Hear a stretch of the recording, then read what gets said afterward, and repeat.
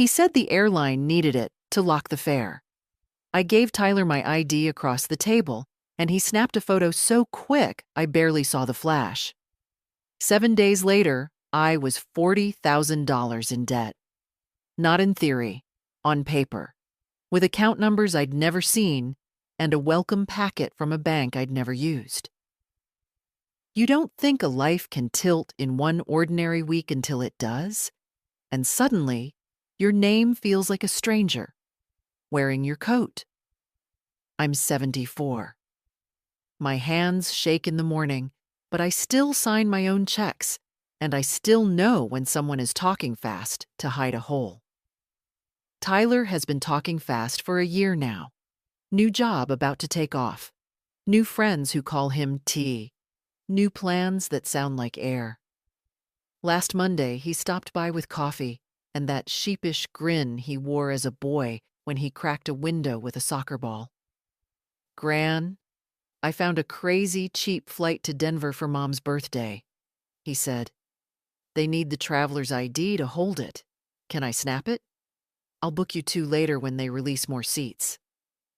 I should have said, "Send me the link." I should have said, "We'll book it together." Instead, I put my wallet on the placemat and slid out my driver's license like I was handing him a slice of pie. Trust is a habit. So is doubt. Mine are twins that fight in the same small kitchen. He took the picture, kissed my forehead, and left his coffee half full. In the sink afterward, I watched my reflection in the steel. Soft face, gray hair pulled back. Eyes that still expect better from people they love. I told myself it was sweet of him to think of a trip. I told myself not to overthink. I have talked myself into many small discomforts for the sake of peace. They add up like lint. On Wednesday, a courier brought a thick white envelope with my name printed neat and wrong, the middle initial I never use. "Welcome," it said. "Activate now." I called the number on the back of the card, and a cheerful woman asked for the passcode you set up. I told her I had set up nothing. Silence, then a new cheerfulness, tighter at the edges. "Let me connect you with fraud." The call dropped. I set the card on the counter like it might bite. Thursday evening, my email pinged with a receipt. Furniture warehouse. 2,800 and something. Delivery scheduled to Ty R at an apartment I have never visited because it's messy right now, Gran. I sat very still. The clock on the stove blinked 12E as if time itself refused to move forward without my say-so. I called Tyler. Straight to voicemail. I texted, "Call me." I added a heart, as if that might make my worry sound less like suspicion. He answered an hour later, breezy. "Gran, sorry, bad reception. At the gym, you okay?" I got a credit card I didn't open. I kept my voice even, the way you speak to a nervous dog. "And a receipt. Your name is on the delivery." "Oh, that. Yeah, I used my card. But sometimes they verify with the address. It's fine. I'll handle it." It came to me. Because I'm routing things through your place while I switch leases. Safer. I let the lie sit between us like a wet coat dripping onto clean floor. "Bring the paperwork tonight," I said. "We'll look at it together."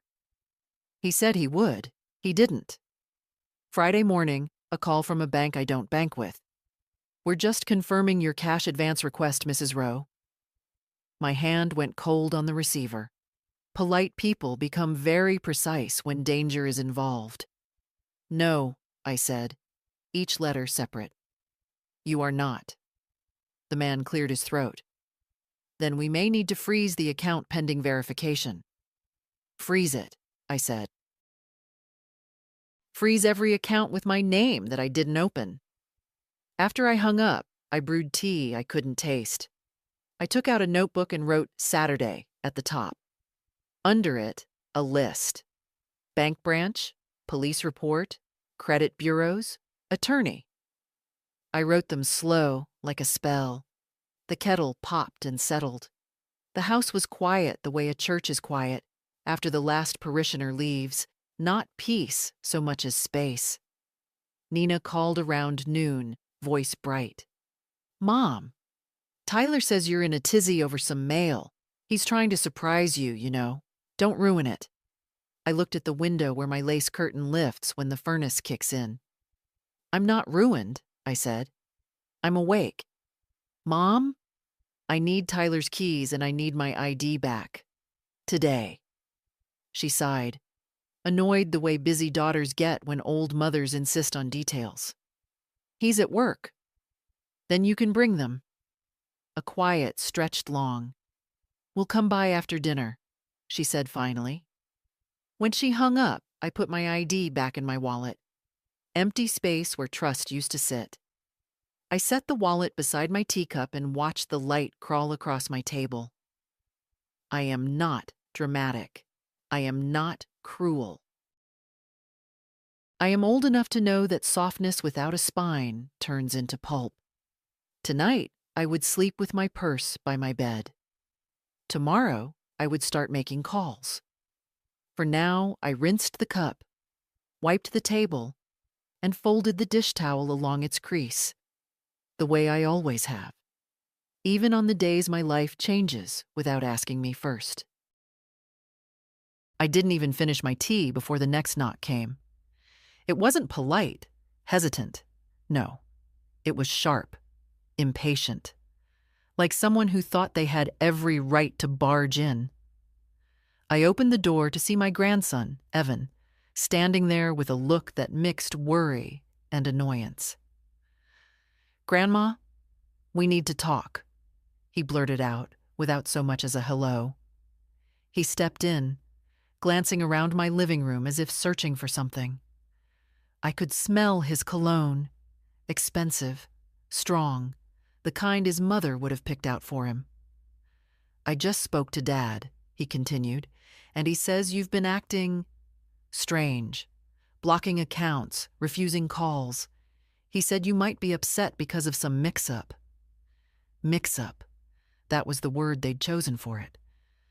I motioned for him to sit down, but he stayed standing, shifting his weight from one foot to the other. "Evan," I said quietly, "do you know what your father asked me for last week?" He frowned, caught off guard. "No?" "He asked for my ID, said it was to book a flight for me. I trusted him, handed it over. A week later, I'm staring at a letter from the bank saying I'm $40,000 in debt. My name on a loan I never took." His eyes widened, but he didn't speak. "That's not a mix-up," I continued. "That's theft. By my own child." "Grandma, I'm sure—" "Don't," I cut him off. "You're young, Evan. You still think family always means safety. But sometimes family is where the knife comes from."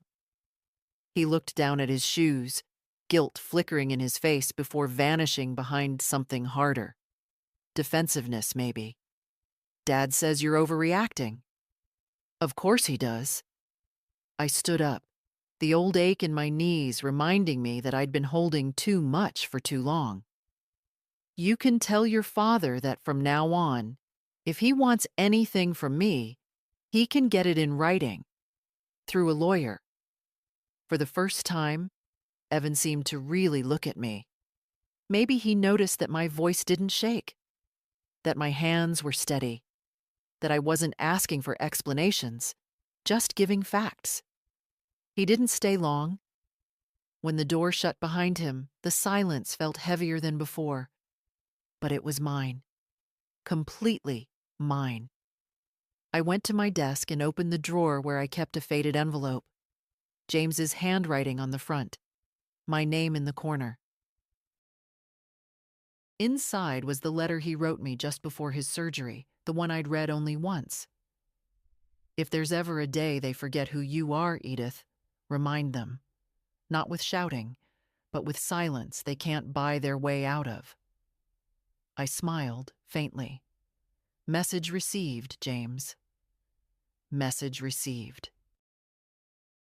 By Saturday morning, the kitchen table was buried under paperwork. Statements, envelopes, legal pads filled with my own careful handwriting. I had made a list the night before, each task numbered and underlined. I've learned that when you're in a storm, you don't flail. You row. First on the list was the bank. I walked there instead of taking the bus. 3 long blocks in the brittle February air, every step reminding me I still had my legs, still had my will. Inside, the lobby smelled faintly of printer ink and floor polish. The young man at the fraud desk wore a badge that said, Miles. He called me ma'am until I gave him my name and account number. Then his face changed. I watched the polite expression drain away as he clicked through the records. These accounts were opened online, he said. Applications show your driver's license number, full name, address, date of birth. Everything matches our records. Yes, I said evenly. Because my son took my license. He hesitated, glancing at the empty chair beside me. Do you have proof of that? I looked him straight in the eye. If someone steals the keys to your house and unlocks the door, do you still need proof they entered? That got him quiet. He typed something, printed a form, and slid it across the desk. We'll freeze the accounts immediately. You'll also need to file a police report and submit a fraud affidavit to each creditor. That will start the dispute process. Good. A direction. Something to do that wasn't just sitting in my kitchen replaying Tyler's grin as he pocketed my trust. The police station was my next stop. The young officer at the front desk couldn't have been older than 25. Acne still dotted his chin. He asked if I was sure I wanted to involve family. I told him I wanted to involve the law. He printed my statement, stapled it to a case number, and gave me a copy. It felt heavier than paper. It felt like the first stone in a wall I was building between myself and the people who thought I wouldn't fight. When I got home, the phone was ringing. I let it go to voicemail. Later, I listened. Nina's voice, clipped. Mom, can we please just talk about this before you make it into something it's not? Tyler says it's all going to be fine. You just misunderstood. Misunderstood. The word tasted bitter. I went to my desk, slid the police report into a folder marked for attorney, and placed it on top of the stack. Outside, the street was quiet, the way it gets before a snow. I stood at the window a long time, thinking about how quickly people will spend what's not theirs, and how slowly they'll return what's yours. I wasn't going to beg. I wasn't going to shout. I was going to follow every step, sign every form, call every number. If they wanted to call me cold for that, fine. Cold keeps. On Sunday, I made myself oatmeal, ate half, and pushed the bowl away. Paperwork goes down easier than food when your name's been borrowed. I set the phone on speaker and started with the 3 credit bureaus. Hold music, surveys, a robot that kept calling me Agnes. I spelled it twice and didn't apologize for my tone. I requested a freeze on all files, then a 90-day fraud alert that would warn any lender tempted to be lazy. I wrote the confirmation numbers in block letters. I've learned people take you more seriously when you write like a stamp, not a whisper. The next call was to each creditor listed in the welcome letters. I repeated the story until the words turned dull from use. I did not apply. My license was photographed without consent. I have a police report. I'll send it within the hour. They asked if the suspect was a stranger.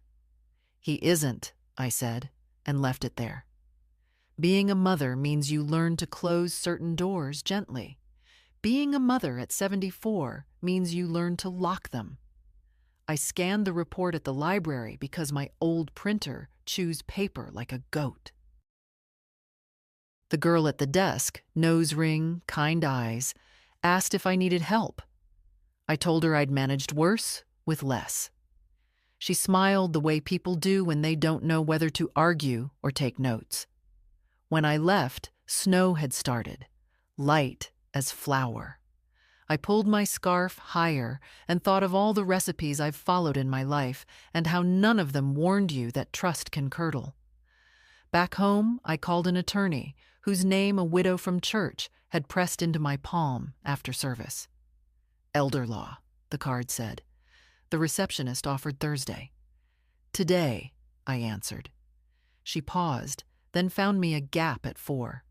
I washed my hair and put on the navy sweater with no pills. Dignity isn't a costume, but it helps to wear something that reminds you you're still yourself. He was younger than I expected, mid-40s, careful eyes. He listened without interruptions, only writing when I stopped to breathe. "We'll do 3 things," he said. "Limited power of attorney, so we can act in your name for disputes. A revocation of any prior permissions, even informal ones. And a letter instructing family to direct all contact about this matter to our office." He watched my face on the last part. "That includes your daughter." I signed. My hand didn't shake. On the way home, Nina called again. "Mom, Tyler's a mess. He says his friend used the information, not him. He was trying to help. Can we just handle this privately?" "No," I said. "We can handle it properly. Do you want to send your grandson to jail?" "I want my name back," I answered. "The law can decide the rest." Silence. Then the old softener. "You know how he struggles." "So do I." I kept my voice plain. "I struggle with stairs. I still climb them." That night, I changed every password and turned on 2-step verification for anything that would allow it. I tucked my checkbook in the bread box, ridiculous and effective, and took the spare mailbox key off the hook. I had the lock replaced in the morning. The postman didn't ask why. Older women get treated like we're breaking by default. Sometimes that's a blessing. No one stands in your way. By noon, a furniture warehouse called, flustered. They couldn't confirm delivery because the card was frozen. Could I approve it another way? "I could," I said, "but I won't." I gave them the case number and asked for the order address again. "Same apartment Tyler won't let me see." I wrote it down, the unit number neat as a threat. In the afternoon, a bank investigator rang. Smooth voice, practiced empathy. He asked for a timeline, then circled back to the moment I handed over my license. "Why did you give it?" "Because I raised him," I said. "I forgot he grew up." He was quiet a second longer than polite. "We'll flag all activity, Mrs. Rowe. You may still receive bills. Don't pay anything in dispute." When we hung up, I made tea and stood at the sink, palms on the cool edge the way I did the night my husband died, and the house felt too big for one heartbeat.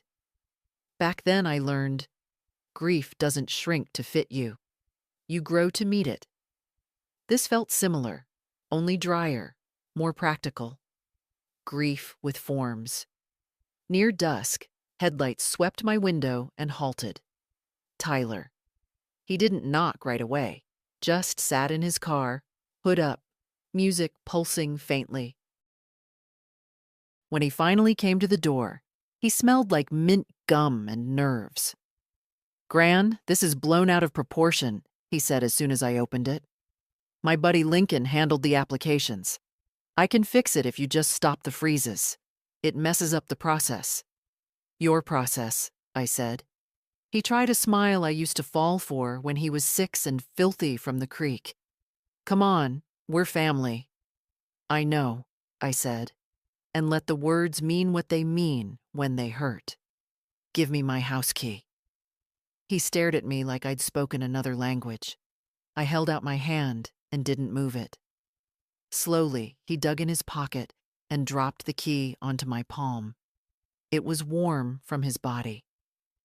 I set it on the table, then stepped back so he could see the folder labeled with today's date, the attorney's card clipped on top, the police report beneath it. "This isn't a scene," I told him. "It's a record."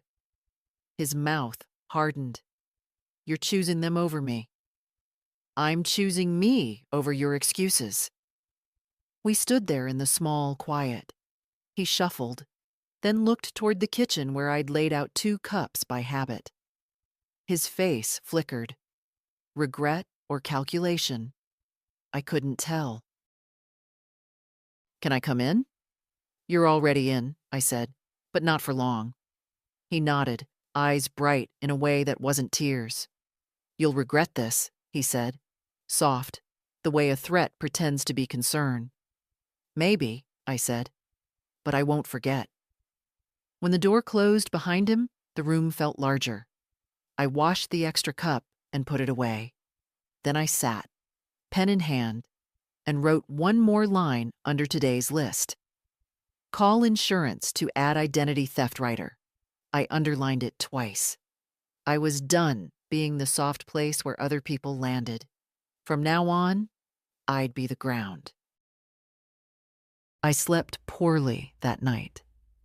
Not because of guilt, that ship had sailed years ago, but because my mind wouldn't stop sorting through memories like a woman sifting through an old jewelry box, deciding what was worth keeping. I thought of the Christmas mornings when Garrett's eyes would light up at the sight of his stocking, the way he'd grab my hand at crosswalks until he was almost 12. I thought of the first time Marissa came over, all perfume and loud laughter, and how James had given me a long, knowing look after she left. By morning, my resolve hadn't weakened. If anything, it had settled deeper into my bones. I made tea, buttered a slice of toast, and let the phone buzz in the other room until it gave up. The silence that followed was almost as sweet as the tea. At 10 a.m., Rebecca showed up again, hair damp from the shower, a crease between her brows. "Dad's furious," she said without a hello. "He's calling it a betrayal." "Betrayal?" I raised an eyebrow. "He's got quite a flair for drama." She sat down, wrapping her hands around the mug I'd set out for her. "Grandma, he says they might have to sell the house if you don't reinstate the payments." I stirred sugar into my tea slowly. "That's not my problem. If you buy a house you can't afford without someone else footing the bill, you're not a homeowner. You're a tenant who doesn't pay rent." Rebecca gave a short laugh, but her eyes were wet. "I'm not laughing at you. I'm just realizing you've been carrying all of them for years." I didn't answer. It was a truth so obvious it didn't need my voice to give it weight. After she left, I decided to do something small but important. Something just for me. I took out the jewelry box James had given me on our 30th anniversary and removed the thin gold chain with the tiny sapphire pendant. I'd stopped wearing it after Marissa made a pointed remark about old-fashioned pieces at a family dinner. That day, I'd laughed and put it away. Today, I fastened it around my neck. By mid-afternoon, Garrett's voice came through the answering machine, tight and controlled. "Mom, we need to talk about a repayment schedule. Call me." No mention of last night's words. No apology. Just business. I deleted it. In the evening, I baked a small apple tart. The smell filled the house the way it used to when the kids were small. I thought about inviting a neighbor over to share it, but in the end, I sliced one generous piece for myself and wrapped the rest for Rebecca. There was a quiet satisfaction in choosing who received from me instead of giving by default. Later, I found myself in front of the mirror. I studied the woman there. Lines etched deep, yes, but eyes steady. For years, I'd confused endurance with kindness, giving with love. I'd mistaken my open hand for a full heart, when in truth, it was a leash they'd been tugging on. That night, I slept better. No sleeping pills. No late-night calls to soothe someone else's panic. Just me, my warm quilt, and the steady hum of the fridge. In the morning, I opened the curtains to sunlight and thought, perhaps I've only just started living. On Monday, the first envelope arrived. Thick, official, my name in block letters across the front. I slid it open with the butter knife and found a letter from one of the banks. We have received your fraud report. The account will remain frozen pending investigation. Please allow 60-90 days for resolution. I laid it flat on the table, smoothed it with my palm, and wrote the date in my notebook. 1 step done. 90 to go. By mid-morning, the phone rang again. This time, it was Marissa. She didn't bother with pleasantries. Agnes, I've been trying to stay out of this, but you're making things difficult for all of us. Garrett's stressed. Rebecca's upset. Rebecca is fine, I cut in. She's the only one who's asked if I'm all right. Marissa let out a short laugh, the kind that's meant to sound light but hides teeth. You know Garrett's intentions weren't bad. He was just trying to set something up for the future. His future, I said, on my credit. You're acting like a stranger, she said. That's because you've only known the version of me that let things slide. There was a pause, then her voice dropped. If you keep pushing this, it's going to get ugly. Family will pick sides. I almost told her they already had. Instead, I said, I'm not asking for sides. I'm asking for my name back. And I hung up. In the afternoon, I had an appointment at the lawyer's office to sign the limited power of attorney and formal revocation documents. He slid the papers toward me, and I signed each one with a deliberate hand. With every signature, I felt a thread snap loose from the net they'd tried to throw over me. You've taken all the right steps, he said, gathering the pages. Now it's a matter of keeping records and not letting anyone talk you into undoing this. I've spent years being talked into things, I said. That part of my life is over. Back home, I made a pot of vegetable soup. I ladled a jar for Sophie, the neighbor's granddaughter, who sometimes brought me groceries when the weather was bad. When she came to pick it up, she noticed the file folders stacked on the counter. Big project? She asked. Just cleaning up a mess, I said. She grinned. Bet you're good at that. That evening, I sorted through old papers. Bills Garrett had asked me to pay just this once, receipts for emergency repairs that somehow never happened. I kept them all. I wasn't planning revenge, but I wanted the truth in my hands. Truth is lighter than lies when you carry it long enough. Before bed, I wrote tomorrow's to-do list in my careful block letters. Call insurance about ID theft coverage. File delivery dispute with furniture store. Change locks on shed. I put the pen down and looked around the quiet kitchen. For years, I'd thought my stillness meant I was being left behind. Now I realized it meant I was finally standing still on my own terms. Tuesday began with the sound of the mailbox clanging shut. I stepped outside, wrapped in my robe, to find 3 envelopes and a glossy furniture catalog. The same store that had tried to deliver Tyler's order. I held it by the corner, like something dirty, and dropped it straight into the recycling bin. Inside, I opened the first envelope. Another creditor acknowledgement of my dispute. The second was from the police department, confirming my case was officially logged as identity theft, known suspect. The third was from the state's Elder Protection Office, notifying me that a social worker would be assigned.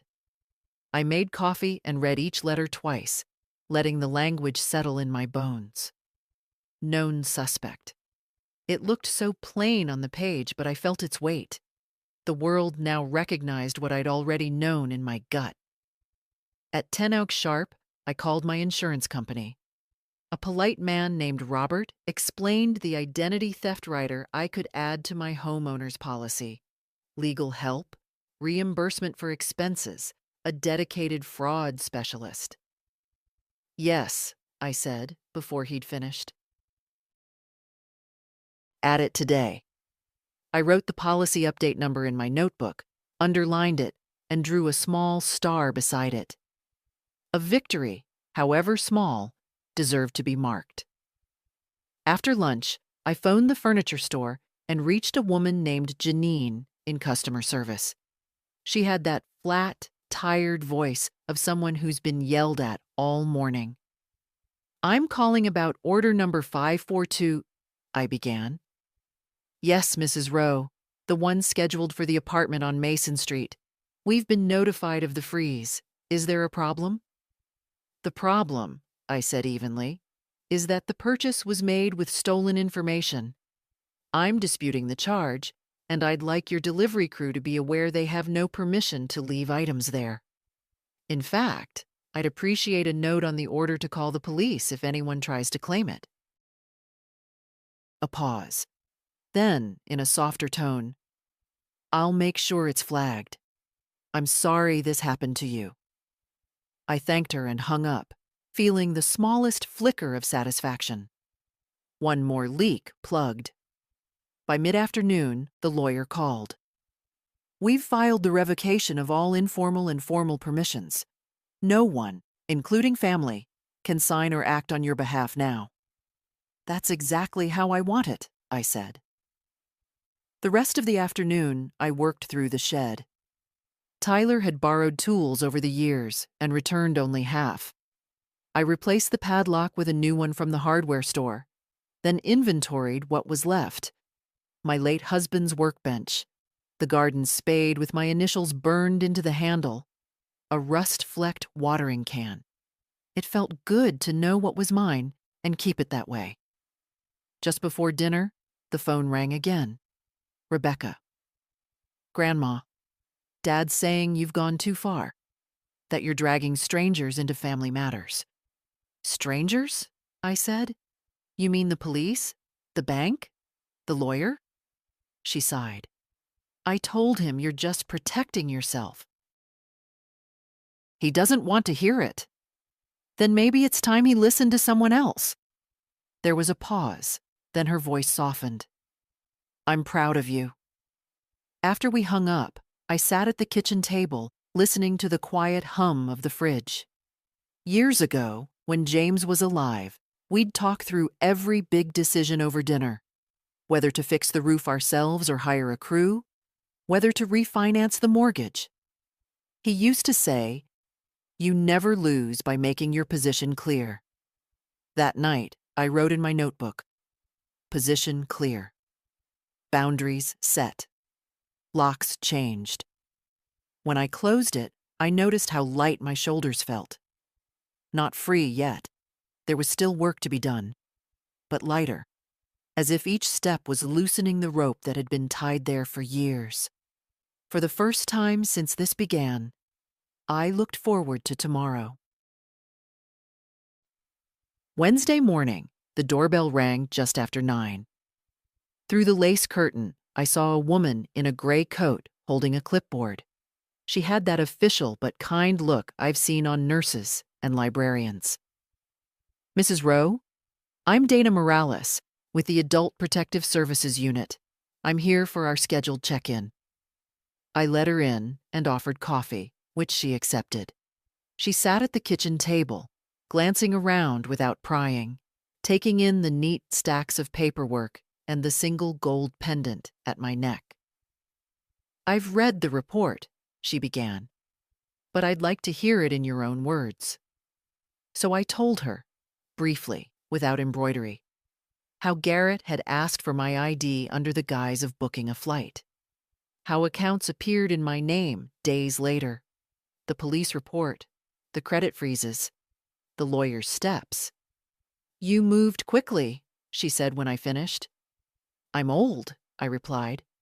"Quick is relative. But I've learned that if you hesitate when someone takes from you, they'll take again before you finish deciding what to do." She nodded and jotted something down. "We can offer resources, support groups, legal aid, even counseling if you want it. And we can flag your information in certain systems so you're considered high risk for financial exploitation." "I'd appreciate that," I said. "But I'm not looking for sympathy, just safeguards." We went through a checklist: mail security, online accounts, emergency contacts. When she asked who I trusted with those, I hesitated only a moment. "Rebecca," I said, "and no one else." She left me with a folder of resources and her card clipped to the front. "You've done most of the hard work already," she said at the door. "The rest is just persistence." After she left, I made another pot of coffee and sat down with the file. Her words echoed in my mind. The rest is just persistence. I thought of all the years I'd persisted in silence, enduring small cuts for the sake of keeping the peace. That wasn't persistence. That was erosion. In the afternoon, I walked to the post office to send certified letters to each creditor, enclosing the police report and my sworn affidavit. The clerk stamped them with a heavy thunk that felt final, at least for now. Back home, I found a note slipped under my door. "Mom, we need to talk. G." No apology, no explanation.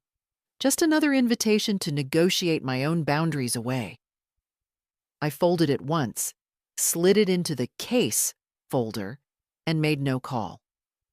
Around 5, Rebecca stopped by to return the soup jar. "Dad's sulking," she said, hanging her coat on the chair. "He says you're trying to humiliate him." "I'm trying to protect myself," I said. She gave me a long look. "You're doing more than that. You're teaching me something." We ate toast and cheese at the table, and for the first time in weeks, the food had taste. After she left, I locked the door, pulled the curtains, and turned on the small lamp James and I had bought at a yard sale 40 years ago. Its warm light filled the room in a way I hadn't felt since this began. Safe, contained, mine. Before bed, I opened my notebook and wrote, "Safeguards in place. Help accepted. No calls returned." Then I added one more line, underlined twice. "Silence is not surrender." Thursday brought a thin layer of frost on the windows and a thicker layer of mail on the table. 2 more bank letters, one confirming an account freeze, the other requesting my signature for a formal dispute. I signed with my deliberate, stamp-like handwriting, slid the papers into an envelope, and set them by the door for the postman. After breakfast, I tackled the task I'd been putting off, changing every single online password. Not just the bank's, but email, utilities, even the grocery store account. Each one got a long, strange phrase I'd remember, but no one else could guess. I wrote them down in a small spiral notebook that now lives in the bread box beside my checkbook. Halfway through, the phone rang. It was Robert from the insurance company.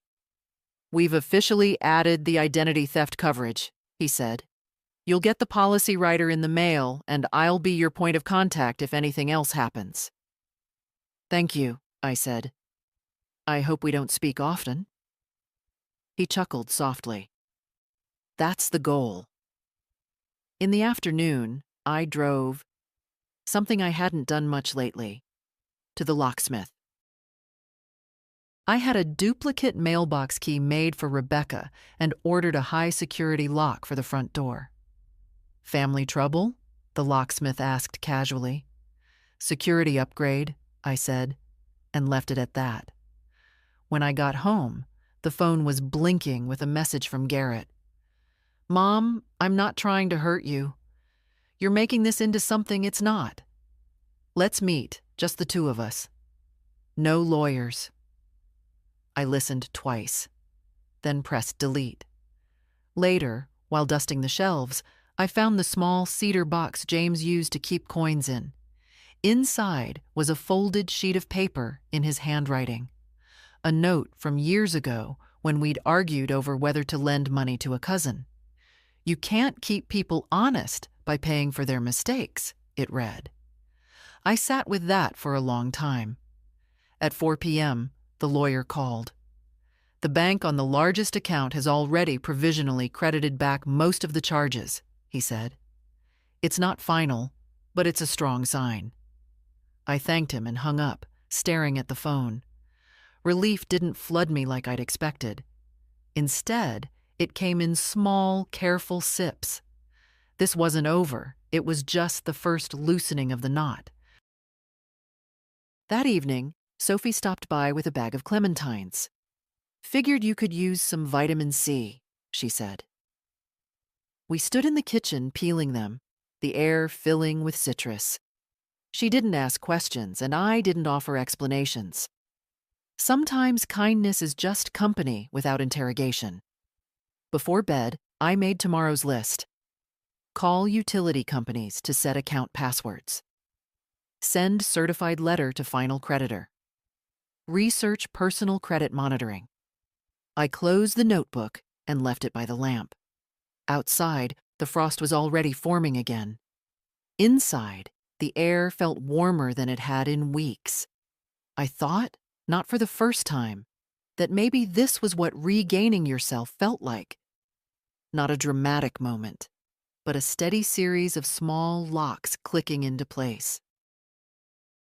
Friday was gray and still, the kind of winter day that makes even the postman move slower. I brewed coffee, buttered a slice of bread, and sat down with my notebook. Today's list stared back at me. 3 tasks, all simple, all tedious. I've learned those are the ones you can't put off, because they're the bricks in the wall that keeps trouble out. I started with the utility companies. The gas company put me on hold long enough to finish my coffee. But when a woman finally picked up, she listened carefully, added a verbal password to my account, and flagged it for no third-party changes. The water and electric companies took less time, but each required the same repetition. No one besides me is authorized to make changes, not even family. It felt strange to say out loud, but also freeing. Next was the certified letter to the final creditor. I walked it to the post office, the sky low and white above me. The clerk recognized me from earlier in the week and didn't ask questions, just stamped the envelope and slid the receipt toward me. When I got home, the phone rang. This time, it was Tyler himself. "Gran, please just listen," he said, voice low, almost coaxing. "I didn't mean for it to blow up like this. I can fix it if you'll just stop the freezes and let me work it out with the banks." "No," I said. "Why not? They're already making it harder for me to get a place." "Because the place you put me in is worse," I replied. He sighed, and I could hear the frustration in the way his breath hit the receiver. "You're making it impossible to fix this." "I'm making it impossible to keep doing it," I said, and hung up before he could answer. By mid-afternoon, the lawyer called with an update. 2 more creditors had provisionally removed the charges. "It's moving faster than I expected," he said. "That's because I keep every paper and answer every call," I told him. "I'm not waiting for anyone else to take care of me." Later, I heard a knock on the door, a soft, hesitant one. When I opened it, Rebecca stood there, holding a bag with a loaf of bread and some soup. "Dad's angry," she said quietly, "but I'm not here about him. I just thought you could use this." We sat in the kitchen, eating soup from mismatched bowls. She told me about work, about a friend moving away. For half an hour, we didn't mention Garrett or Tyler. It felt like breathing fresh air after being in a closed room too long. As she was leaving, she paused at the door. "You know," she said, "watching you do this, it's making me think about how I handle my own boundaries." I smiled. Better to set them before someone tests them. After she left, I checked the locks, drew the curtains, and sat with my notebook. I added one last task for tomorrow. Meet with Tyler, with lawyer present. It wasn't my idea. It had been offered by the lawyer as a mediation opportunity, but I agreed. Not to reconcile, but to hear the truth straight from his mouth, stripped of phone static and family interference. Before bed, I thought about something James used to say: "If you want to know someone's intentions, watch what they do when you stop giving." Tomorrow, I'd see exactly that. Saturday came colder than the forecast promised, the kind of cold that makes the air sharp in your nose. I dressed in layers, navy sweater under my coat, and slipped my notebook into my bag. The mediation was scheduled for 10 at the lawyer's office, a neutral setting, though I doubted anything about it would feel neutral. When I arrived, my lawyer, Mr. Keene, was already in the conference room, a pot of coffee steaming between two neat stacks of papers. Tyler came in 5 minutes late, hood up, hands jammed in his pockets. He didn't look at me right away. His eyes flicked to the coffee, the window, the floor. Anywhere but mine. Mr. Keene started, his voice calm but firm. "The purpose today is to clarify the situation, address the disputed accounts, and, if possible, discuss restitution." Tyler slouched in his chair. "I told you, it wasn't just me. Lincoln set up the applications. I didn't think it would stick to her like this." I kept my hands folded on the table. "You took my license. You let someone use it. You didn't tell me when the accounts appeared. All of that sticks to me." His jaw tightened. I was going to pay it off. "You didn't give me the chance. You didn't give me the truth," I said. Mr. Keene slid the police report across the table, tapping the section that read, "Known suspect, Tyler Rowe." "This is not a family squabble. It's a legal matter. Mrs. Rowe has taken all appropriate steps to protect herself. That will not change." Tyler leaned back, exhaling hard. "So what? I'm just the villain now?" "No," I said. "You're the one who did this. Villains are in stories. We're in real life." For a moment, he looked younger, almost the boy who used to help me shell peas in the summer. Then his eyes went flat again. "What do you want from me?" "I want my name cleared, every account closed, and a plan for repayment if any debt remains after the investigations," I said. "And I want you to get help." "Help?" he scoffed. "For whatever made you think this was acceptable," I replied. Mr. Keene outlined the restitution process. Supervised payments through his office, counseling attendance verified monthly. Tyler muttered that it sounded like parole. "Call it what you want," I said. "It's the only path forward that doesn't involve court." He stared at the table, then finally nodded once, sharp. "Fine." The meeting ended without handshakes. Tyler left first, pulling his hood up again. I stayed a moment longer, breathing in the quiet after the door closed. On the way home, I stopped at the bakery and bought myself a single almond pastry. At the kitchen table, I ate it slowly, each bite a reminder that not everything taken has to be replaced with bitterness. That afternoon, I went through the stack of mail again. One more provisional credit. The furniture order fully reversed.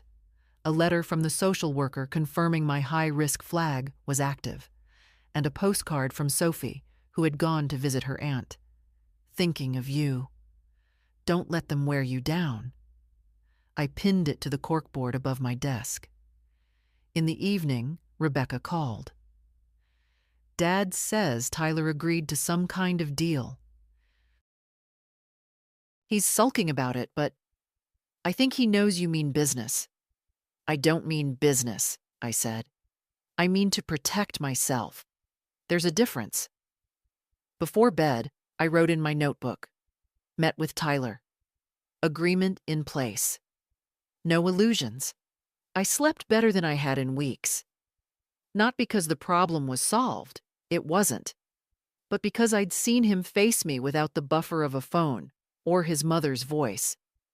The truth is clearer in person, even when it's ugly. Sunday morning brought sunlight through the blinds, a rare thing this time of year. I made coffee and stood by the window, watching the frost melt in small patches on the lawn. For the first time in weeks, I didn't feel like my day was already stolen before it began. The phone rang mid-morning. I let it go to voicemail, then listened. Garrett's voice, clipped and tight. Mom, I don't know what you said to Tyler, but he's a wreck. You've embarrassed this family enough. I hope you're happy. I deleted it without replaying. Rebecca came by just before lunch. She set a paper bag on the table. Bread from the bakery, still warm. Dad's furious, she said, sitting down. He says you're turning Tyler into some kind of criminal in the eyes of strangers. I tore a piece of bread, spread butter on it. Tyler's done that himself, I said. She watched me for a moment, then nodded. I told him I'm staying out of it. But the truth is, I'm on your side. He didn't like that. That's fine, I said. You're not required to like each other's truths. After she left, I decided to clear a shelf in the hall closet. Half the things in there were Garrett's, boxes he'd asked me to store just for a few weeks years ago. I moved them to the porch. If he wanted them, he could take them. If not, the donation truck came on Wednesday. Around 2, the phone rang again. This time, it was the social worker, Dana. I wanted to let you know we've documented all the steps you've taken, she said. If there's any retaliation or harassment, you can call us directly. I thanked her, and after we hung up, I realized how good it felt to have a lifeline that didn't demand anything from me in return. By late afternoon, I'd baked an apple crisp. Sophie stopped by, bringing back the container from the soup. We ate warm slices at the table. She told me about her aunt's garden, about the snowdrops already pushing through the soil. It was the kind of conversation where the details don't matter. What matters is that it leaves you lighter than you were before. That evening, I opened the mailbox and found a letter from the largest bank involved. After reviewing your case, we have determined that you are not responsible for the debt in question. The account has been closed. I read it twice, then set it on the table. It felt heavier than paper, in the best way. I thought about calling Garrett to tell him the news, but decided against it. Good news isn't a gift for people who've been rooting against you. It's something you keep quietly, like money in a safe. Before bed, I wrote in my notebook. First full clearance. More to come. Boundaries holding. I slept with the window cracked open a little, letting the cold air in. It felt like the house was breathing again. And so was I. Monday morning, the air was damp with the smell of rain, though the sky hadn't opened yet. I sat at the kitchen table with my coffee, reading over the latest stack of letters. Another creditor had cleared my name. This one for the personal loan Tyler had taken. That made 2 full wins. By mid-morning, Dana from APS called again. Just checking in, she said. Any new contact from Garrett or Tyler? Garrett left a message. I deleted it. Tyler hasn't called since the meeting. That's good, she said. Silence can mean they're accepting boundaries or plotting a way around them. Keep everything documented. I have, I told her. And I had. Every call, every letter, every visit logged in my neat handwriting. Around noon, Rebecca stopped by with a folder. Dad gave me this, she said, setting it on the table. Inside were printouts, Tyler's counseling intake forms. He started the program, she added. I don't know if it'll stick, but it's something. I flipped through the pages. His name printed neatly at the top of each, his signature at the bottom. It's not about sticking, I said. It's about starting. You can't get anywhere without that. In the afternoon, I drove to the grocery store. In the produce aisle, I ran into Mrs. Klein from church. She asked in that cautious way people do when they've heard rumors. How are you doing? Better than I was, I said, and getting better still. At home, I found a letter from the lawyer waiting in the mailbox. Inside was a summary of the provisional agreements, Tyler's repayment plan, contingent on any remaining balances after the creditor's decisions, and a stipulation that all payments go through the attorney's office. I signed the copy to acknowledge receipt and slid it into my case folder. Just before dinner, the phone rang. I recognized the number, Tyler's rehab facility. A man introduced himself as the counselor. Your grandson asked me to let you know he's here and that he's sorry. I thanked him but didn't ask to speak to Tyler. Sorry is a word I'll believe when I see it in actions, not just hear through a line. After dinner, I stood on the porch for a while, watching the clouds press low over the street. The rain finally started, soft at first, then steadier. I thought about how water wears down stone, not in a single storm, but over years. I've been on both sides of that equation, worn down, and now the one holding steady while others beat against me. Before bed, I wrote in my notebook, 2 debts cleared, program started, boundaries intact. I slept with the sound of rain against the window. It wasn't peaceful exactly, but it was steady, and that was enough. Tuesday morning brought a weak winter sun that made the frost sparkle like someone had dusted the street with sugar. I made tea instead of coffee. I wanted something slower, something that didn't jolt me into the day. The mail arrived early. On top of the pile was a letter from the last major creditor. My hands were steady as I opened it, though my heart was not. After reviewing your documentation, we have determined you are not responsible for the charges in question. This account has been closed in full. 3 full wins. All that remained was a small store card with a few $100s outstanding, the only thing Tyler might actually have to repay. I called Mr. Keene to give him the news. That's remarkable, he said. It's rare to have this many reversals in such a short time. You've been diligent. I've been exact, I corrected him.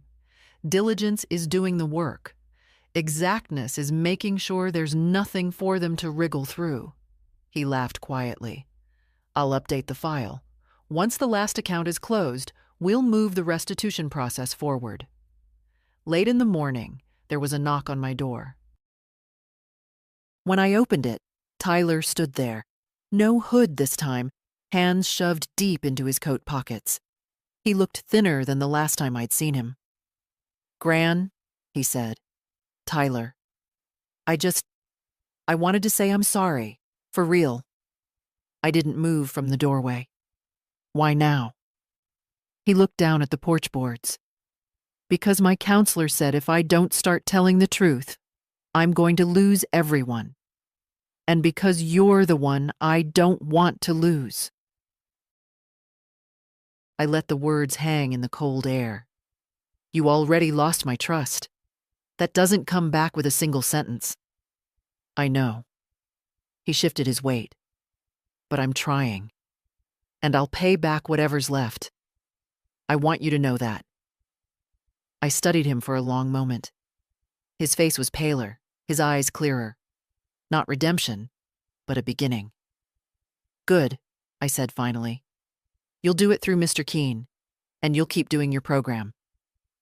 He nodded, relief flickering across his face. Okay. I didn't invite him in. Instead, I said, "Take care of yourself, Tyler," and closed the door gently. Inside, I stood for a moment, letting the quiet settle. That was the apology, I realized. Not the words, but the fact that I hadn't had to pull it out of him like a bad tooth. In the afternoon, I sorted through the case folder one last time. The police report, the certified mail receipts, the letters of clearance, all in order. I added today's date and a note. Apology received. Conditions set. Rebecca stopped by in the evening, bringing a small pot of stew. She sat at the table and listened while I told her about Tyler's visit. "Do you believe him?" she asked.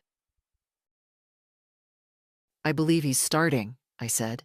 "That's all I'll believe until I see the rest." She smiled faintly. "You sound like Grandpa. He never believed in grand gestures, just steady work." After she left, I ate a bowl of stew and washed the dish by hand. The house was warm, the kind of warmth that comes not just from the furnace, but from knowing the doors are locked, the windows shut, the walls sound. Before bed, I wrote in my notebook, "All major debts cleared. One balance remains. Apology noted." And then, under that, in smaller letters, "Not peace yet, but the ground is firm." I slept well. Not the restless sleep of someone waiting for the next blow, but the deep rest of someone who's decided she'll meet whatever comes with both feet planted. Wednesday felt different from the start. The air was still, the light soft, like the day knew it had nothing urgent to demand from me. I made oatmeal with cinnamon, sat at the kitchen table, and opened the last envelope from the stack. The small store card. Balance forgiven. 2 words. No conditions, no pending investigation. Just final. It was done. I set the letter down carefully, as if it might slip away if I handled it too roughly. For weeks, I'd been waking each morning with the sense that there was a fight waiting for me outside the bedroom door. Now, there was only my quiet kitchen, the hum of the fridge, the clink of my spoon in the bowl. At 9 o'clock, I called Mr. Keene. "All accounts closed," I told him. "Then restitution is just a formality," he said. "Tyler will still make the agreed payments to my office. Even if the debts are gone, it's part of his accountability." "Good," I said. "It's not about the money anymore." Later, I took a slow walk to the park. The frost had melted, leaving the grass dark and damp. A few children were playing near the swings, their laughter carrying in the cold air. I sat on a bench, hands wrapped around the thermos of tea I'd brought, and thought about how, not long ago, I would have filled this time with worry. Now, I could just sit. When I got home, the phone rang. I recognized the number, Tyler's facility. This time, it was him on the line. "Gran," he said, "I heard the last one's cleared. I'm glad." "So am I. I'm going to keep with the program. I want to do better, not just for you, for me." "That's the only way it works," I said. A pause. Then softly, "Thank you for not giving up on me." "I didn't," I said. "I just stopped letting you take me down with you." We hung up, and I realized there was no knot in my chest, just space. That afternoon, I gathered every document, the reports, the letters, the receipts, and put them in a large manila envelope. On the front, I wrote in thick black marker, "Keep for records." I slid it into the back of the hall closet, behind the winter blankets. not hidden, but not where I'd trip over it. Rebecca came by after work, cheeks pink from the cold. "It's over," I told her. She smiled. "I'm proud of you, Grandma." "I'm proud of me too," I said, and meant it. We had tea and the last of the stew. She asked if I felt lighter. "No," I said. "I feel heavier. But it's a good kind of heavy, like a coat that keeps out the wind." After she left, I stood at the window, watching the streetlights blink on one by one. My life didn't look different from the outside. Same house, same kitchen, same woman in the glass. But inside, everything had shifted. I was no longer a soft landing for other people's bad decisions. I was my own ground, steady and unshaken. Before bed, I opened my notebook one last time and wrote, "Case closed. Name restored. Boundaries permanent." Underneath, I added the only advice worth giving after all this. You are allowed to protect yourself, even from the people you love. And then, because this story isn't just mine, I'll tell you what I wish someone had told me sooner.